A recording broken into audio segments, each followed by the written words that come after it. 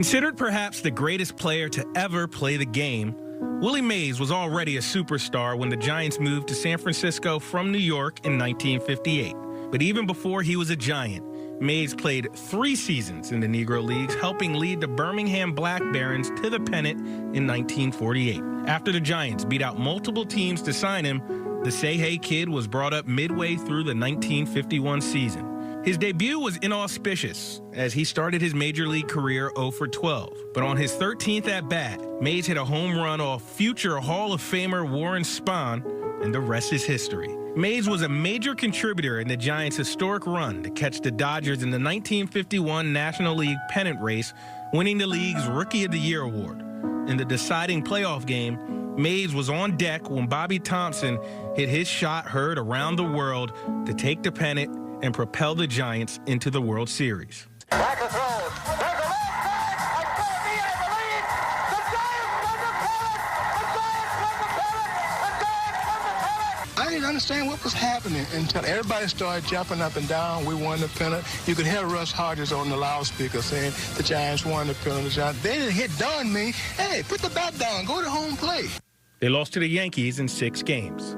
After missing part of the 52 and all of the 53 season to serve in the Army during the Korean War, where he was taught his famous basket catch by a fellow serviceman, Mays returned to the Giants in 54 with a renewed determination to get back to the Fall Classic. He hit a league-leading .345 with 41 home runs to win his first of 2 National League Most Valuable Player awards. More importantly, he led the Giants into the 54 World Series against the heavily favored Cleveland Indians, who had won an American League record 111 games that season. But in Game 1, Mays turned one of the greatest defensive plays of all time. There's a long drive way back in center field. Way back. It is.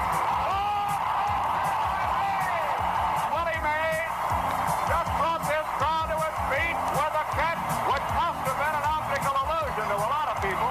When the ball was hit, in my mind, that I didn't think I was going to miss the ball. My mind is that I was worried, how was I going to get the ball back into the infield? That's the only thing I was thinking about, and 2 men was on now. Willie's amazing catch of Vic Wertz's drive into the 450-foot center field at Polo Grounds immediately grabbed the series momentum for the Giants, who went on to sweep the Tribe in 4 games for the Say Hey Kids' first and only World Series title.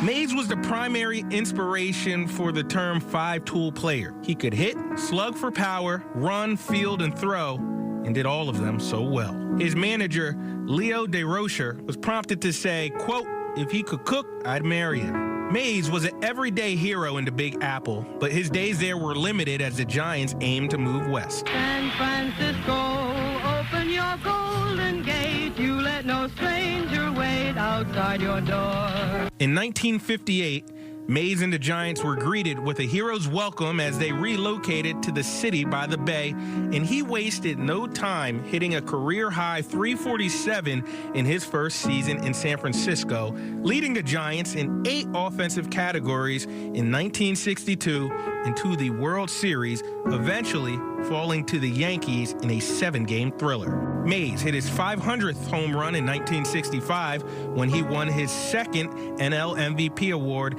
and 600th in 1969, becoming only the 2nd player, along with Babe Ruth, to accomplish the feat at that time. His numbers are mind-boggling. 660 career homers, a record-tying 12 Gold Gloves, and also a record-tying 24 All-Star Game appearances, prompting Ted Williams to say they invented the All-Star Game for Willie Mays. The Say Hey Kid was inducted into baseball's Hall of Fame in 1979, his first year on the ballot. Possibly no superstar in the history of baseball brought more joy to the field than Willie, who also played with a flair and a reverence unmatched in the history of the game. His legacy in Giants and baseball lore is none more apparent than his statue that stands gateway to Oracle Park. The official address, 24 Willie Mays Plaza.